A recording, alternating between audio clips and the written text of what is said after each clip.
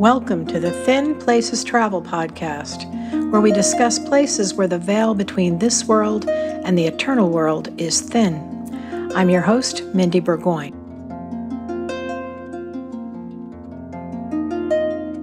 It was more that they're allowing the Spirit guide them wherever it led them. And they believed that if they did that authentically, they'd eventually find their place of resurrection.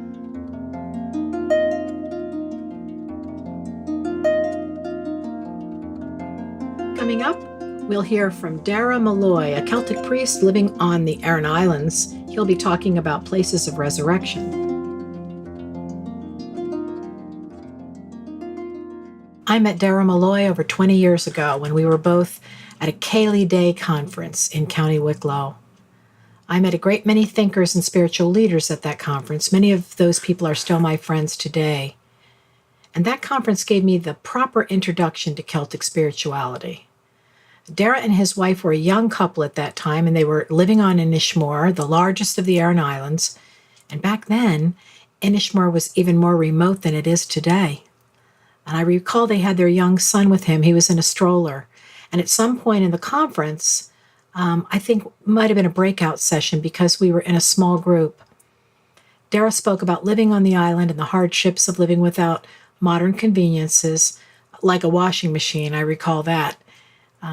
But then I remember that one crystal clear moment when he said something that I have never forgotten. He said, "Inis Mór is my place of resurrection."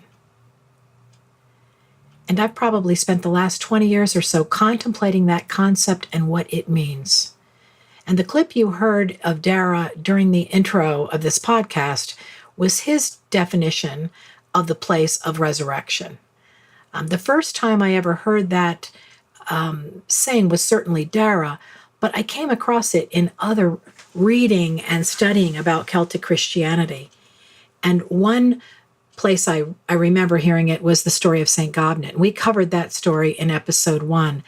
But just to recap it very quickly, St. Gobnet was a 6th century young woman, and she was fleeing from something, some kind of persecutor, and she landed on the Aran Islands, on the smallest island, Inis Mór, and she set up a monastic community there. And she had a vision while she was there, or a dream, and she said an angel came to her and told her that she was not to stay there on Inis Mór. She was to go on a journey to find her place of resurrection. She was to walk across Ireland until she found 9 white deer grazing. And when she saw those 9 white deer, she would know that that was her place of resurrection. And she traveled all through these rolling hills of County Cork when she saw the deer. She saw them in a little town called Ballyvorney. And she set up her monastic community there. She performed many great works for the local people, and they'll tell you all about them if you go there, because she is still revered there today, especially on the site of the monastic community where the ruins of her church and her tomb and a holy well are there. I'll tell you, the devotion of these people to St. Gobnet is so moving. They're a very little town, and this saint isn't widely known except to people in the local area. Everybody from Cork knows St. Gobnet. And Gobnet, by the way, is the Irish name for Deborah or Abigail. St. Gobnet was a beekeeper.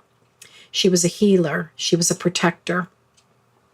And one of the, every year on her feast day in February, they do the rounds, and they do the local pattern day, as they call it. And part of their ritual is bringing out this little statue of her, a little wooden statue that was carved some back in the medieval times. And each person that is attending this ceremony gets to go up with a ribbon, and they take the ribbon and they measure the statue with it. They lay it against the statue and just take a length of the ribbon, the length of the statue, touch it to the statue, and then they keep that ribbon, and they call it the measure of St. Gobnet.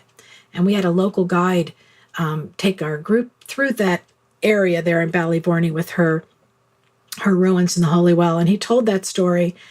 And they only bring that statue out on the feast day. They don't ever bring it out. So we couldn't see the statue, but he made sure that every person on the tour got one of those ribbons that had touched the statue, the measure of Gobnet.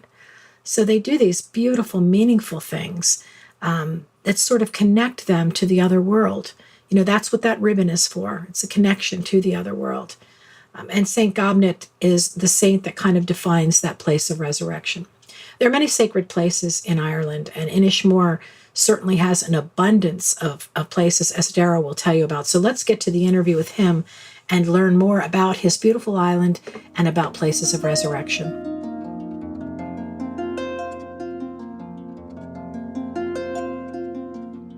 And we want to welcome Dara Molloy to the Thin Places podcast today. Dara is on the line from Inis Mór, which is in the Aran Islands. Welcome, Dara.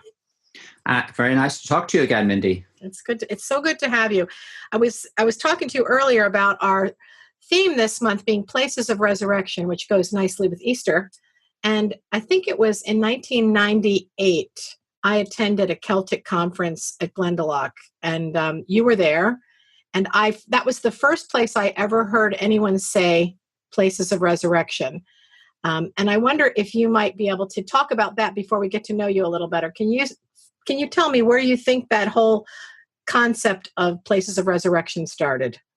Oh, indeed I can. Yes. Well, I mean, I can only guess because it came from the Celtic monks. And the Celtic monks, I think, were very creative and imaginative in the way they understood scripture.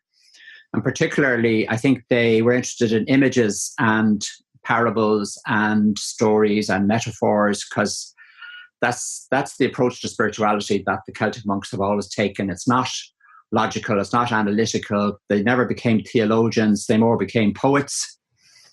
And part of their whole way of life as spiritual people was to, in their earlier life, wander for Christ, they ended up calling it, peregrinatio pro Christi. But this wandering generally didn't have a focal point. It wasn't like they were on pilgrimage to place X or place Y. It was more that they were allowing the Spirit guide them wherever it led them. And they believed that if they did that authentically, they'd eventually find their place of resurrection. That's what they called it. The place of resurrection was where they would settle down. And that would be where they would discover who they were really meant to be and the work that they were really meant to do. I got a very good example of that when I visited Sicily recently. I'd never been there before. And on my first day there, I came across a church in a little town called Erice, up on top of a hill. And the little church was dedicated to an Irish monk called Saint Cataldo. Now that in the Irish language would be Cathal, but probably the Sicilians couldn't pronounce his name Cathal, so they called him Cataldo. And he became very famous actually in Sicily and in southern Italy. And but the reason he ended up there was because he had wandered all over Europe in the 7th century. He'd ended up in Jerusalem, found that wasn't his place of resurrection either, and decided he'd get a boat back home. And on the way across the Mediterranean, his boat got shipwrecked and he landed up in Sicily and he never left it. And he ended up becoming an archbishop there and a very famous saint. So that was his place of resurrection. That's a great example. Well, tell us about who you are, Dara. Well, we can all define ourselves in different ways. At the moment, I define myself as a married man who's also a Celtic priest and monk and druid. That's because I'm committed to living a lifestyle based on my spiritual beliefs and values and not on material beliefs and values. And it's also because of the work that I do, which is to lead pilgrimages here in the island. Groups that come to visit can be led by me across the island to all the various holy sites, and we have so many of them.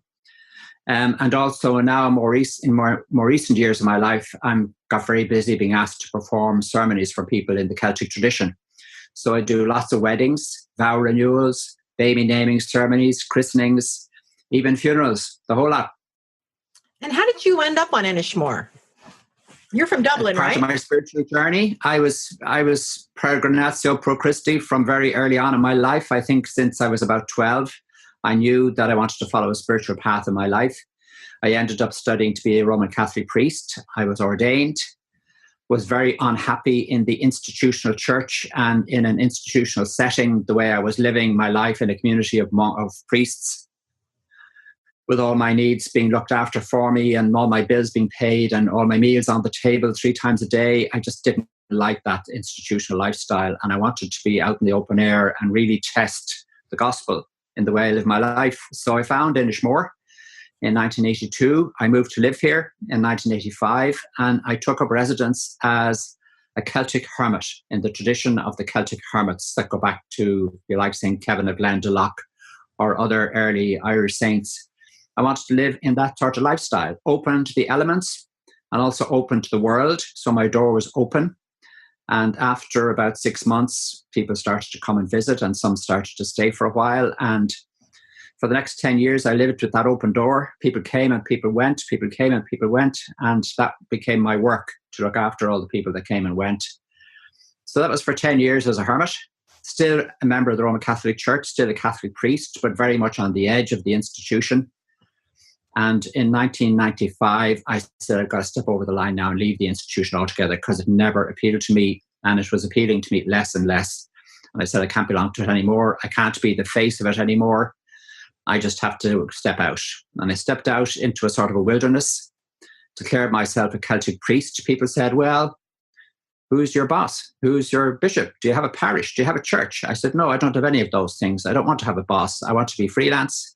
I just want to provide Celtic spiritual services for people, either through pilgrimage or through ceremonies or through my writing, whatever else. So it was a step into the dark, and it's a very frightening moment for me in my life. But it's all come out right, and I've been very, whatever the word is, fulfilled and happy in this work now, and it's taking up all my time.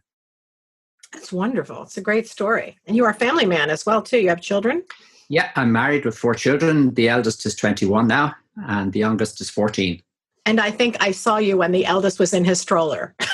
Probably did, because we brought him to Glendalough. That's correct. Yeah, yes. I remember that. What a cute little boy he was. Yeah. Well, he's 6'2" now. Well, I'm sure you're very proud.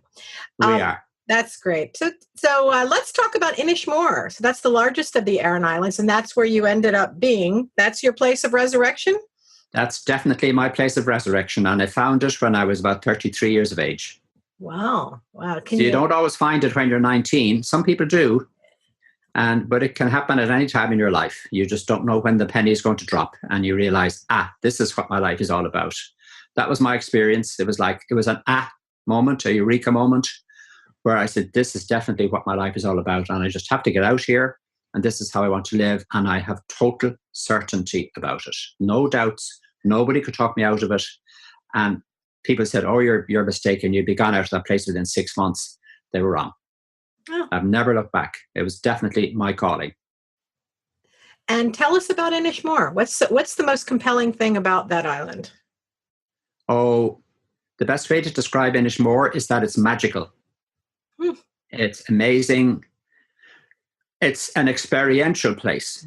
You know, you might go to a library to learn something that you get into your head, but when you come to Inis Mór, you experience something. And that's all you need to do. You can then go off and you can have a look at your experience and put words on it and give it a narrative and so on, which of course is what I did and what I continue to do. But the island itself has an energy about it, which is very light in the sense of bright. And it has a depth to it that you can sense, especially in the spiritual places. So within every quarter of a mile across the island is 10 miles in length. Within every quarter of a mile, you will find a sacred site. So you can think of this island as an outdoor museum. And it's just pockmarked and dotted with sacred places. So, for example, you have the Hermitage of St. Ronan in Kironan village. You have the Celtic cross down in the middle of the village. You have the grave of St. Enda, the great patriarch of Irish monasticism, over in the graveyard. You have the remains of his great Aran monastery, also in Killaney, with the remains of the Celtic cross. You have the remains of the Round Tower, and you have a little oratory dedicated to St. Benin. You have the Holy Well of St. Ciaran. You have the Church of St. Ciaran. You have the grave of the 4 saints. It just goes on and on. I'm just walking across the island in my mind, naming all the different places. There are 10 different monastic sites on the island, all of them with something to see when you go there. Different things to see, like a cross, remains of a church, a grave, a holy well, So it's a magical place from the Christian perspective, and especially the Celtic tradition within that Christian perspective. And then prior to Christianity, you have all these other sacred sites, like the Fort of Dunangus, the Fort of the Black Fort, the Circular Fort of Ochil. You have two dolmens, which are the oldest monuments we have. They're 5,000 years old each. So it's just an amazing place. And is Irish the first language of people that live on Inis Mór? Yes, we're all bilingual, but the first language is Gaelic or Irish, and many families still rear their children in that language. Are your schools taught in Irish there? Yeah, the schools are all in the Irish language. The liturgy in the church is in the Irish language. Public meetings are generally held in the Irish language. So yeah, it's the means of communication for most of us. Oh, that's amazing. Can you talk of any legends or mythology that's tied to this? Any stories that come to mind about the island? Well, I'll tell you one fantastic one. And it not alone sums up Celtic spirituality, Celtic monasticism, but it also, in a way, sums up the politics that goes on in Ireland. This is the story of Saint Columkill, or you might know him as Columba from Iona. Right. So he's the same person, Columkill or Columba. When he was a young man, he had to do his peregrinatio, his wandering, which every monk did. And he wandered around Ireland, learning how to be a monk, learning about spiritual life. And he was born in the north, in Donegal, but he ended up out on the Aran Islands off the west coast because St. Enda was very famous and his monastery was very famous. And he had to go there. So he came out to the island on a boat. Somebody brought him out and he was dropped off at the shore just below the monastic site. And St. Enda came down to meet him. And Enda, after a little conversation, discovered who he was. What's your name? Where are you from? He'd work out the tribe he belonged to and so on. And he discovered that Columkill was the son of a great king in the north of Ireland, and that king was probably one of the most powerful kings in Ireland. And Enda himself was the son of a king too, so he sort of knew that tribe and knew that kingdom. But unfortunately, Enda's father was not at all as powerful as this Ulster king, who was the father of Columkill. And so Enda said to Columkill, look, I can't really welcome you here because if you come in, all my monks will flock to you because you come from a more powerful kingdom than I do. And I will lose my authority over my monks. So that was very upsetting for Columkill, and it broke the rule of hospitality that's required in every monastery to welcome your guests. And Columkill was a fiery, very charismatic, very powerful person, but he was a young person at this stage, and he got very upset. And he said to Enda, look, I don't want to take over your monastery. I don't want to become the boss. I don't want any of that. I just want to be a humble monk. And all I need from you is to show me a spot on the ground where I can throw down my cloak and sleep at night and maybe build a little hermit cell for myself. And he took off his cloak to illustrate his point, and he threw it on the ground. And as the two of them looked down at the cloak, didn't the cloak begin to expand in all directions? And it eventually covered a piece of land which I can show you if you ever come to visit here. It's about an acre in size, and it's called today, in the English language, it's called the Field of the Cloak, or Gurt na Gochel, still named that name after all these hundreds of years. And that's the cloak that expanded. And Enda wouldn't let it expand anymore because he could see it was going to cover the whole island exactly as he predicted. So he grabbed the cloak, he rolled it up in a ball, he shoved it back into Columkill's chest, and knocked Columkill off balance so that he fell down onto the rocks. And the marks of Columkill's ribs are to be found on the rocks below, and I can show them to you today. So Columkill realized he'd lost the battle and he'd have to leave the island. He sat there on the beach wondering how he could go because the boat that had brought him in had gone. And as he sat there, the rock he was sitting on began to turn into something floating. As the tide came in, the rock turned into a floating rock, and he sat on it and sailed away. And as he sailed away, he was very angry, and he turned back 3 times to look at the island, and he cursed it each time. And you'll find this about Irish saints, any of them that had this wonderful power of blessing or of miracle making, that power could also be used to curse. And there's many a story of St. Patrick cursing different places in Ireland too. So Columkill turned back 3 times and he cursed the island of Inis Mór. And the first curse was that we'd be an island covered in rock. We'd have no fertile soil. And the second one was that we would have no trees or no fuel to burn in our fires. And the third curse, when he turned around the third time, was that the island would always be ruled by people who came in from the outside and never by the natives themselves. All those 3 curses are very much part of our history, and they're still part of our history today. So there's all of that in our story. And then one last piece of the story is that all around the coast of Galway Bay and Connemara and County Clare and the Aran Islands, you will find rocks that are named after St. Columkill's rock. They're called St. Columkill's boat. And we have one on the rocks just away from where he would have set sail, just at the end of our little airstrip. And when you go and have a look at it from the sea, if you pass it by in a boat and look in on it, it's a rock sitting on top of a flat surface just above the waterline. And when you look at it from that angle, it looks just like an upturned curragh, which is a traditional Aran Islands boat. Isn't that something? What a great story. Yeah, and the place where it all happened is called the Altar of Columkill, and you can go and visit it. And every year we celebrate Columkill's feast day, the 9th of June, and local people gather at the Altar of Columkill and they do the rounds, which means they walk around the altar 7 times and say their prayers and pray a blessing from Columkill. There's a tradition. I guess I visited with you the Church of the Four Saints. Yeah. They're on Inis Mór, and I remember you telling that story. And I also remember as you walked up to this little ruin, I still have pictures of it, there was a little pile of stones that you could pick up and carry. So tell me, what does that mean? Well, the origin of doing the rounds comes from what I call our Irish Old Testament. So, the Jews had the Old Testament, we have it in the Bible, but every culture and people have their own story. And our Celtic story started in pagan times.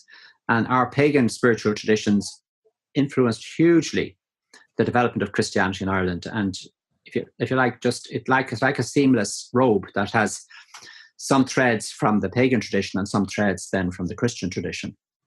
And doing the rounds began in the pagan tradition. So if you take a holy well today, they're all named in Ireland after a saint. They're either a female saint, maybe St. Bridget's Well, or a male saint, maybe St. Patrick's Well, or St. Columkill's Well, or St. Kieran's Well. There's lots of them.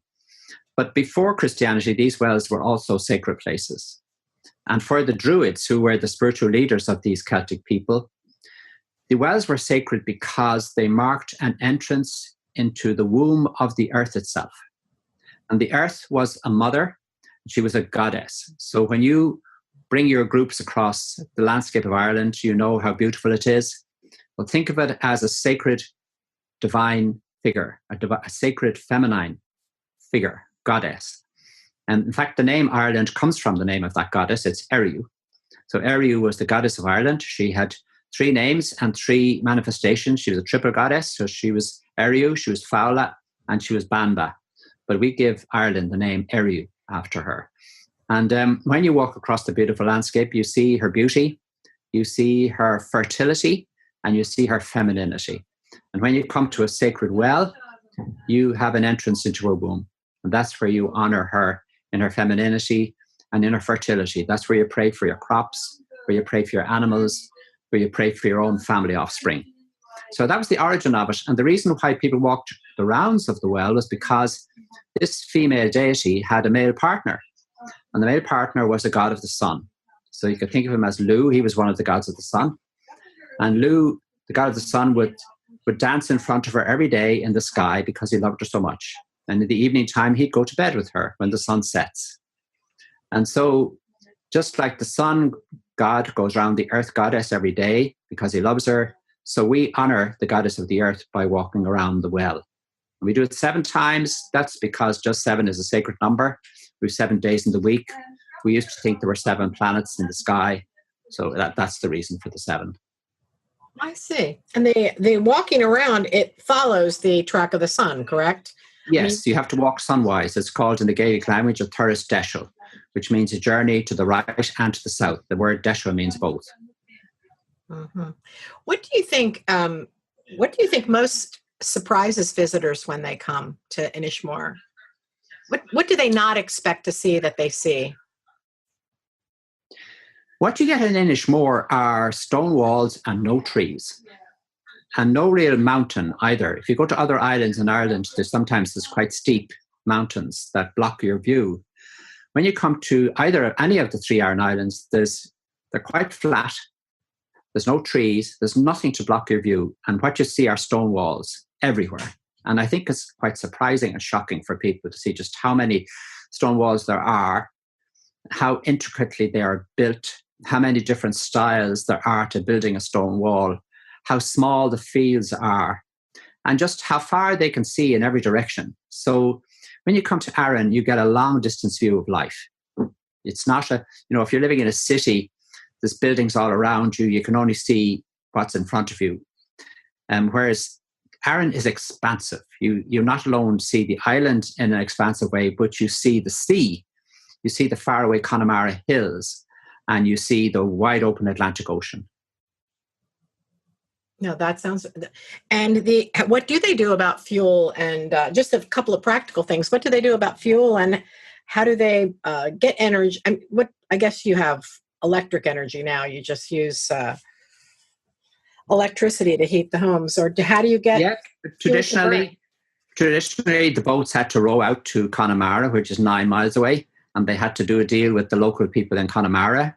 So often the Connemara people would take fish off them, salted fish maybe, or they might send their cows in to graze the lanes and byways of the island over the winter in return for a boatload of turf. So turf was the original fuel on the island.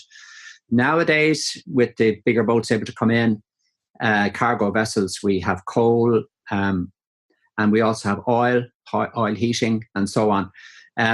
But now we're transitioning again. And here's where maybe we can reverse that particular curse of Columkill, where there will be no fuel on the island, because now we're beginning to work towards generating our own energy on the island with wind turbines and solar panels and so on, heat pumps for people's homes and so on. And I'm very much involved in that myself. Oh, that's wonderful. That's wonderful to have that independence. One other thing I wanted to ask you about Inis Mór, when the native people that live there, we have offshore islands where I live, and I know this is a problem where they are, and I wonder if it is where you are. When people have a family, when they have children, the children have to leave the island because there isn't any property left to buy. It's all purchased. Do you have that problem there where children have to move off the island, or is there development that allows them to stay, or is there work there for them? Well, yeah, yes and no is the answer to that question. I have 4 kids, and I imagine if one of them ends up living here, I'll be lucky. But that's because they see the world as their oyster. They see huge opportunities for themselves, and they don't want to limit themselves to just living on one place. They want to see what opportunities they can take up in life.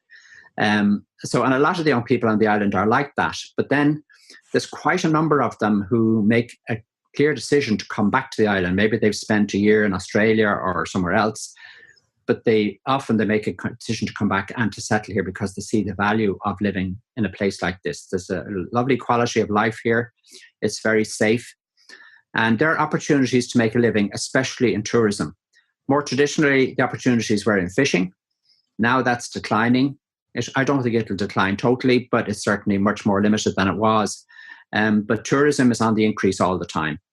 And there are opportunities here. Not for everybody. I mean, if you get a qualification in engineering or, a lot of other subjects, you wouldn't be able to find a job here. But there are many, many jobs that we can create here through tourism.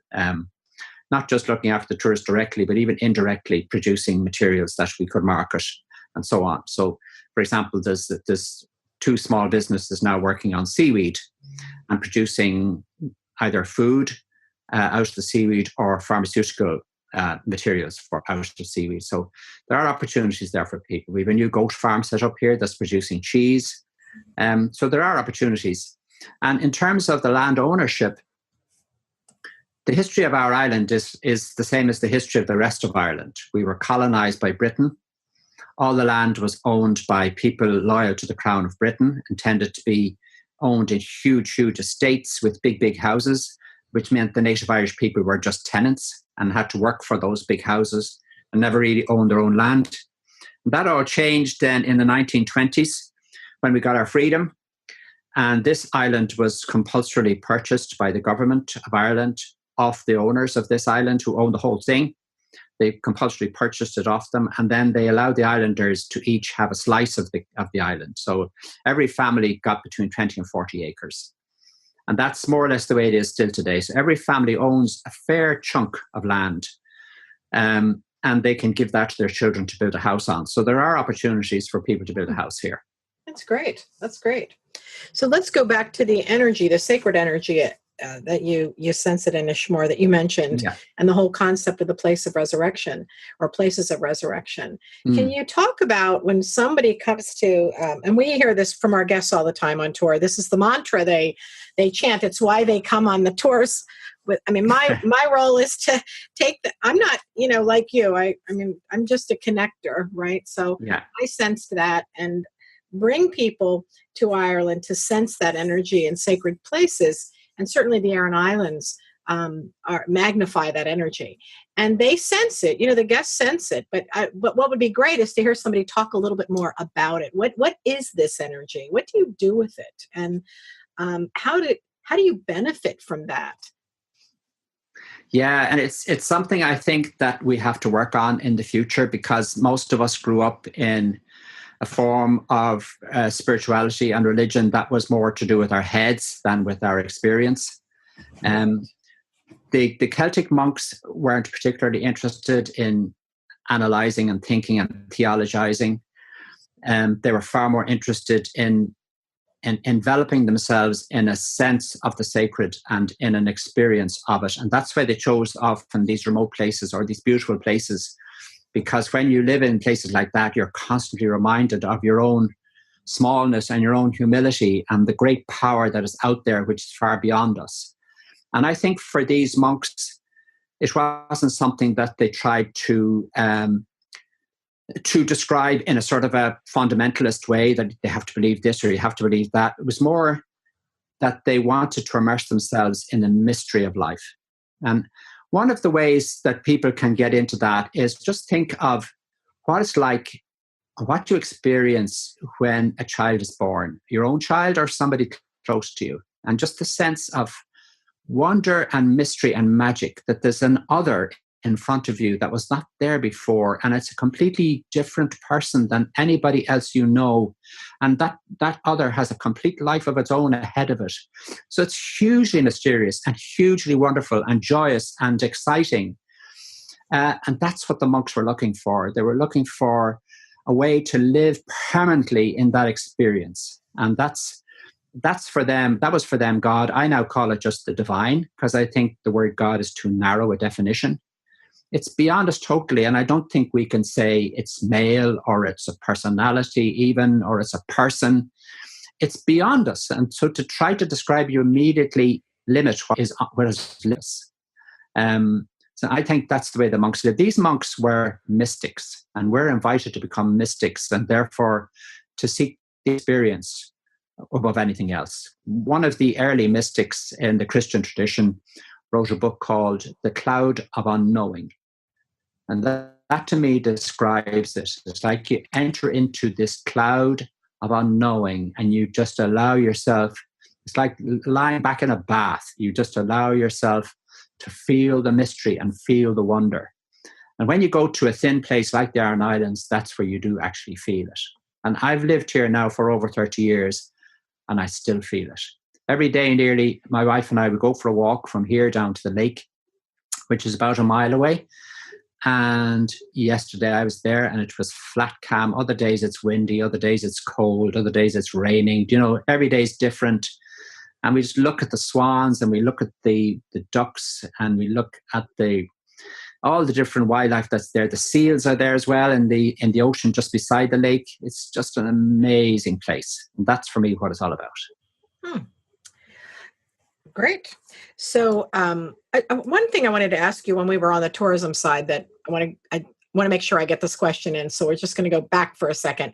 If someone were coming to Inis Mór, the boats go out at one time and they come back at another. I guess a lot of your visitors just come in for that time that the boats are there, for the day. How much time would you tell people to spend on Inis Mór, or what are the options? Like, if you could only come for that, space of time in one day, what would be the thing to see? What would be what would be the best way to spend that time, or one of the best ways to spend that time? And what if you stayed for several days? What could they expect? Okay, well, let's take one day first. If you take one day, you arrive off the boat at about 11:15 to 11:30, and you leave at 5:00. So you've got 5.5 hours on the island. So stick your lunch in there somewhere, and the rest of the time then we can do things. So generally we do some things before lunch and some things after lunch. Most people who come to Inis Mór want to see Dún Aengus. It's probably going to end up as a World Heritage Site. It's been on the list to become one for quite a while now. It's an amazing place. It's 3,500 years old. At the foot of it was a monastery, but obviously the fort is a lot older than the monastery, and it's up on the edge of a sheer cliff, so it's very awe-inspiring for people to visit it. And while we're up there, if I was with you, we could talk about the spirituality of these Celts and what it meant for them to live in a thin place, and what sort of mythology they had, which sort of shaped their lives for them, and what sort of rituals they performed, all of that. Then after lunch, maybe we could go and visit the Seven Churches or another monastic site. The Seven Churches is a good one because there's lots of the buildings still there. And while those buildings don't all date back to, let's say, the 6th or 7th century, some of them do, and some of them are much later, like the 15th or 16th century. So there's a whole history of Christianity on that site, which we can talk about and think about. And it was a great place for pilgrims to come to, actually, over the centuries. So we can talk about pilgrimage there too, which is such a part of the Celtic tradition. So, and after that, then there's probably just a little bit of time left to go and see the very end of the island. The best way to do all this, by the way, is to be brought hither and thither by a minibus, which picks us up and drops us off, picks us up and drops us off. It's not that we're in the bus all day or anything like it. And just if there's any more time left, we might also visit, say, St. Kieran's well, which is a holy well, and we could walk the rounds of the well there, and back to the boat. That's one day. That's about all you'll get in. I would certainly suggest, if a group has time, to spend 2 nights on the island. That means you come on the first day and you might get a brief introduction and you get a chance to settle in and maybe take a walk yourself and get a sense of the place. And then the following day, you have a full day, and you have time in the evening maybe just to reflect on what you've experienced and maybe go off yourself for a bit. And then you sleep over and you get a bit of the nightlife of the island as well. So you might get music, there are traditional music in the pubs and so on. So it's nicer and you're not rushed. And then the following morning, you might have to leave. Mm-hmm. That's great. Yeah, I always think people rush through Ireland and it's just so sad. They remember nothing. When you say, what did you do? Oh, and then but to stay in one place for a while, they'll never forget that. Yeah. They'll always remember. Exactly. Yeah. So tell us what you do as a Celtic monk. What kind of things can people expect if they were to have a wedding on the island or have a baby named or any of these rituals that you perform? What your photo with the feather is just amazing. I love that. Yeah. That's really a great picture. But talk a little bit about that. Well, so if I was to do a wedding on the island for somebody, we would meet at the Holy Well of St. Kieran. The first thing the couple would do is tie a coloured ribbon on the sacred tree. It's a hawthorn tree that grows beside the Holy Well. A bit like lighting a candle, but when you're outdoors, you can't light a candle, so you tie a ribbon on the tree. And then we would bring the bride and groom into the Holy Well. All the guests would stand around, and the the bride would be blessed with the water of the holy well. And I would talk about how the holy well represents what I call the divine feminine. So that flow of creative energy that's in the universe that gets itself expressed in a feminine way in humans, but also in animals and plants. And this bride is part of that. So we connect her to that great source, which is represented by the well. So she can lean down into the well and touch the water, but mostly they don't want to do that because they have a nice white dress on them. So I have a bowl of the water taken out of the well, and she puts her hands in the bowl of water. And I pray a blessing over her. Her husband-to-be then has to honor her the way the sun god honored the earth goddess. So he and I walk around the well to honor her. We do the sunwise round of the well, and we honor her. Then somebody might read a reading, might be a piece of music. And then we walk on over to the church, which is in the next field. It's only a few yards away. And we go to the ancient standing stone there, which is about 10 feet in height or more. And we use it as a symbol of masculinity and of the divine masculine. And we ask the groom to put his hands on the stone and seek a blessing from the divine masculine, from God, if he believes in God, or whatever way he wants to think of it. I do ceremonies for people of every faith and no faith. So wherever they're coming from, we adjust to it. So he gets blessed at the stone. And again, we might have a reading or a piece of music. And then we go into the church, which is an old ruin, no roof on it, but it has an altar. And at the altar, I bless the couple with the 4 elements. That's the earth, the air, the fire, and the water. So that photograph with me holding the feather is representing the air blessing. And the feather is, in my case, an eagle's feather. And so the blessing of air would represent what air symbolizes in people's lives, which is it's the breath you take in and the breath you breathe out. So the breath you take in can represent all your inner life, your thoughts and feelings and emotions, ambitions, fears, anxieties, everything. And then when you breathe out, you share that. And especially in marriage, you share it with your partner. So it's a blessing for the intimacy of the relationship between the couple and the quality of communication between them. So the other blessings of elements represent a blessing for other aspects of their married life. Then they make their vows, exchange rings, and we tie the knot on their hands. That's the hand fasting, with a cord that is made in the Aran Islands. It's the Aran Islands Chris. And then we go out to the final stage of the ceremony, which is the contract stone, and it's also called the wishing stone. So it has a hole in it because it used to be a sundial for the monks.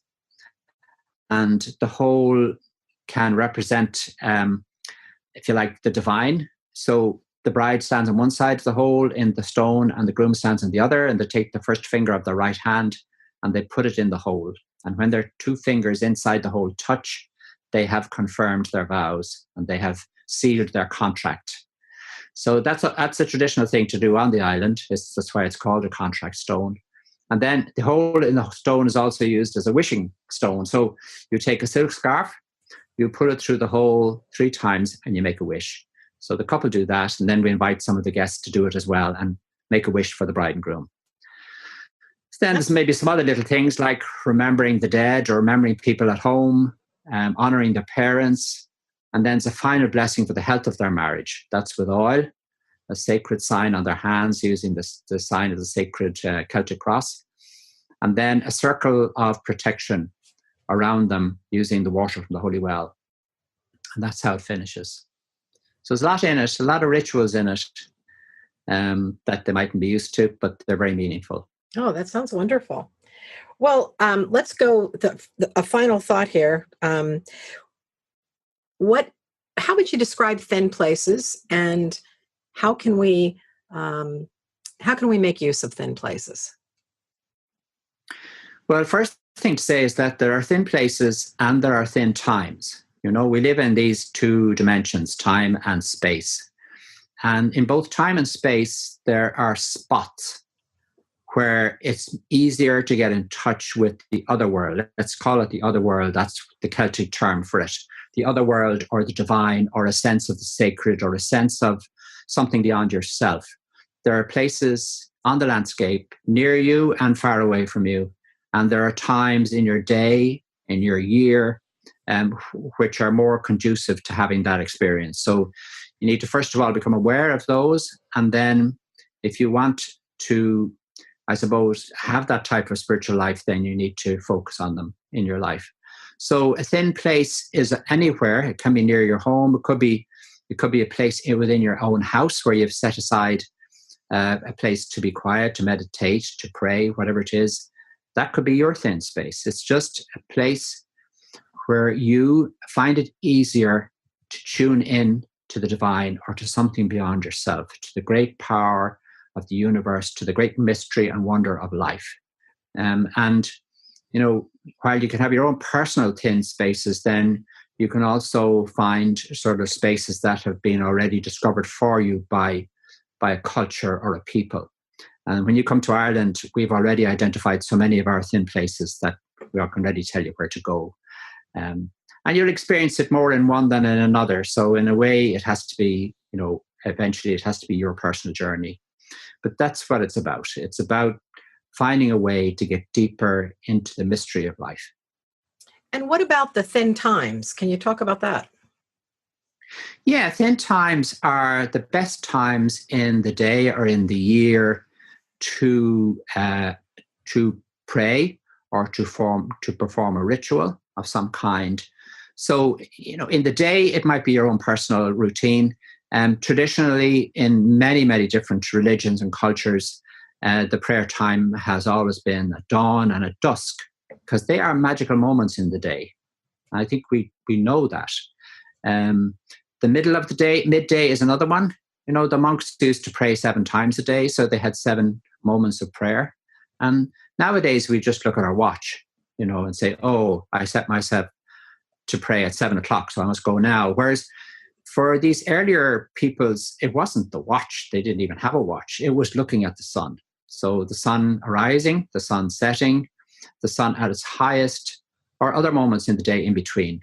So that's your thin places in the day, or your thin times in the day. Your thin times in the year then are when the seasons begin to change. So in the Celtic tradition, we have the 4 big seasonal festivals: Imbolc, which is the beginning of spring; Bealtaine, the beginning of summer; Samhain, the beginning of autumn; and then, sorry, I've left one out there, Lunas at the beginning of autumn, and Samhain, the beginning of winter. And then there were particular rituals that the Celts would have celebrated on those particular festivals, different from each other. And then they also celebrated the solstices and the equinoxes. So they are the thin times in the year.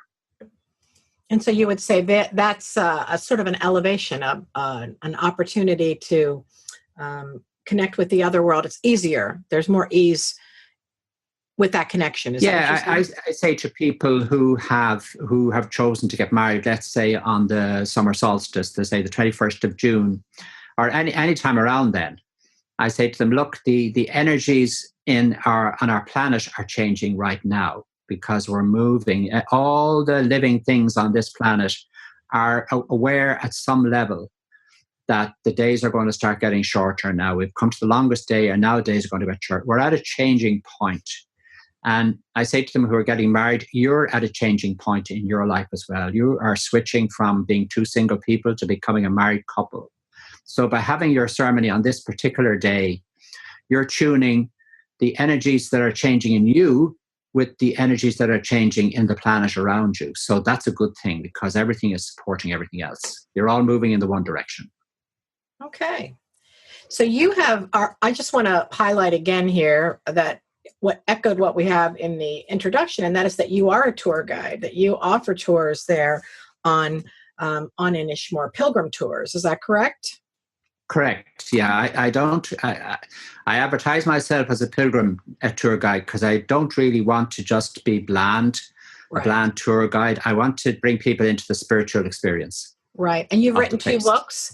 You've written 2 books. I have both of them, and the Legends and the Landscape. Legends in the Landscape, which is a pilgrim's guide, is a wonderful little book. If you're going to Inis Mór, that's definitely a big help to have before you go, as well as while you're there, and handy. Yeah.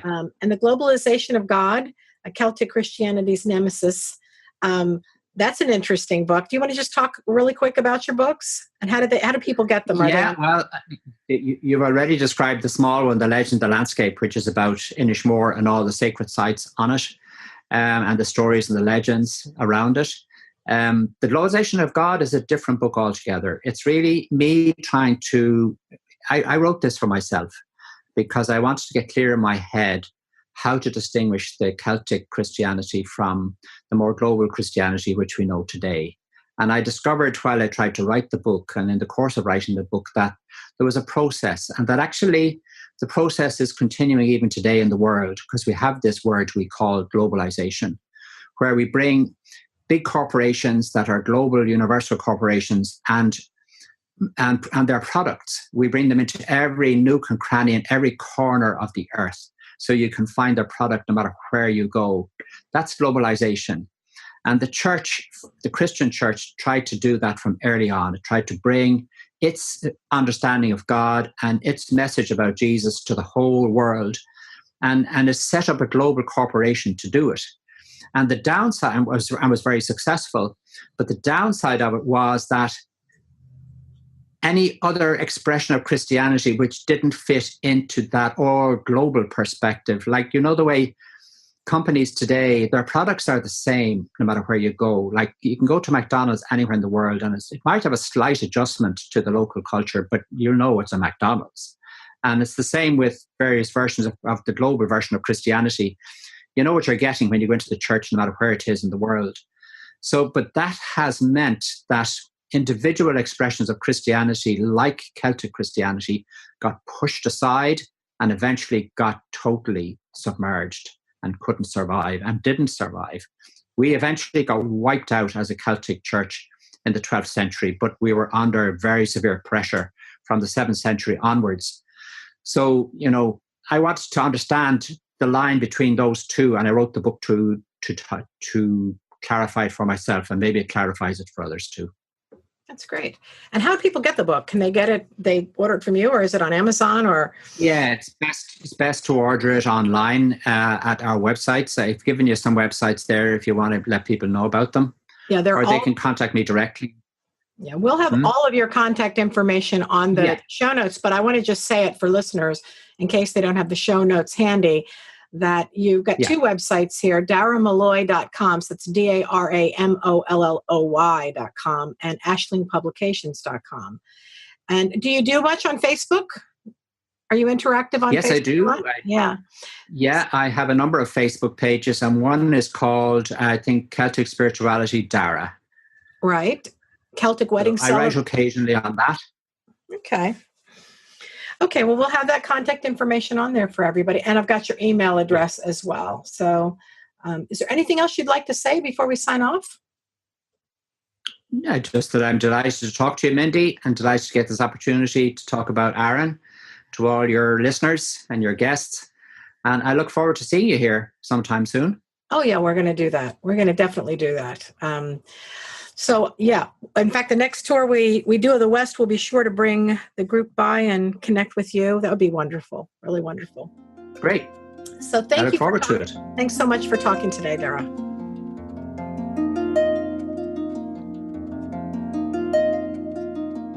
It was a great interview with Dara. He's such a wealth of information about history and mythology and spirituality. He's a wonderful guide. And I want to encourage you, if you're thinking about going to Inis Mór or even have been to Inis Mór, to pick up a copy of his pocket guide to Aran. Now, it's available on his website at daramolloy.com. We have the link in the show notes. But it is actually a pocket guide. It would fit in your pocket. And the whole island is kind of mapped out with all the sacred spots and history and some of the traditional stories that are told in relation to these sites. I think it's €12 and shipping if you get it and you order it from the States. I'm going to read you just a little section of it. It's called High Places. There are a couple of places on this very flat island which either are high or they appear high. And he gives this introduction. High places. In practically every religious tradition, certain mountains and hills have taken on a spiritual significance. In the Judaic tradition, Moses receives the Ten Commandments at Mount Sinai. In the Christian tradition, Jesus is transfigured on Mount Tabor. In the Celtic tradition, the Lunasa harvest is celebrated at Kirkpatrick. For the Celts, the other world is not a million miles away, but in the here and now. A person can access the other world, disappear into it, fall in love with somebody from it, even have a parent from it. The stories of fairies and leprechauns were part of this tradition, but are really a trivialization of deep insights into spiritual experience. The Celts knew that certain places on the landscape lent themselves to getting in touch with the other world. These were the liminal places. A high place is such a place, especially one where an ancient monument stands. The ancient monuments house the spirits of the other world. The Celtic gods, the Tua de Danann, live there. So it's a very worthwhile read. And one other recommendation I would make is the old book, The Aran Islands by John Millington Synge. He's a great writer, great Irish writer, and he spent summers in the Aran Islands, I think between 14 years, 1898, I think is when he started going there at the recommendation of William Butler Yeats. And after a while, he wrote his reflections on the time that he spent there. And it's as good as any great travel writer's commentary on a place. So it gives you the essence of the culture there in the Aran Islands, especially back in that day, at the turn of the 20th century. I recall there's a section where he talks about how the islanders moved their horses back and forth to Connemara. Evidently, the horses would graze in the summer in Connemara, and when they brought them back, he describes a scene of the horses coming back on a Galway hooker, which is a boat, and the hooker would anchor offshore, and the men on the hooker would kind of coax the horse to jump overboard. And there would be men in a curragh, or a little rowboat, that would row out to the horse and grab it by the halter and sort of drag it in to about 20 yards offshore and then abandon it. And the horse would have to figure out how to get to land. They'd row out and they'd get another one. So these kind of practices were very interesting, especially when you see the islanders today. But Synge also has a way of describing the culture, the poetry, and the way these people pass time, which is so interesting. There's one passage where he talks about sitting in a kitchen talking with two people that are recounting poetry or songs. And he says, the young man came up to me to bring a copy of the love songs of Connacht, which he possesses, and I persuaded him to read, or rather chant me some of them. When he had read a couple, I found that the old woman knew many of them from her childhood, though her version was often not the same. She was rocking herself on a stool in the chimney corner beside a pot of indigo in which she was dyeing wool, and several times when the young man finished the poem, she took it up again and recited the verses with exquisite musical intonation, putting a wistfulness and passion into her voice that seemed to give it all the cadences that are sought in the profoundest poetry. The lamp burned low, and another terrible gale was howling and shrieking over the island. It seemed like a dream that I should be sitting here among these men and women, listening to this rude and beautiful poetry that is filled with the oldest passions of the world. So again, that's The Aran Islands by John M. Synge, Synge. Well, that's it for now. Thank you for listening to the Thin Places Travel Podcast. If you have any questions, thoughts, or travel stories, or sites you'd like us to feature on the podcast, you can find us on the web at thinplacespodcast.com. Just click the contact link. You can also find me on Twitter at @TravelHags and on Facebook at facebook.com/thinplaces. And if you've enjoyed this episode, please give us a quick rating review on iTunes. Look under Thin Places Travel Podcast and consider subscribing. In our next episode, we'll be talking to Carmel Costello, a spiritual healer and kinesiologist from Kilkenny, who will talk about the energy and nature and beings of the other world. So long for now.